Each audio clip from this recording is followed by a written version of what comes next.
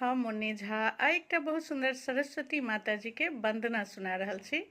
तो सुनू, ई सरस्वती माता जी के वंदना बहुत सुंदर गीत छै, अहूँ सबके नीक लागत। और कनी कमेंट, लाइक, शेयर, फॉलो जरूर कऽ लेब अगर नीक लागत तऽ। खिलली कमली परी बैसली माता, बी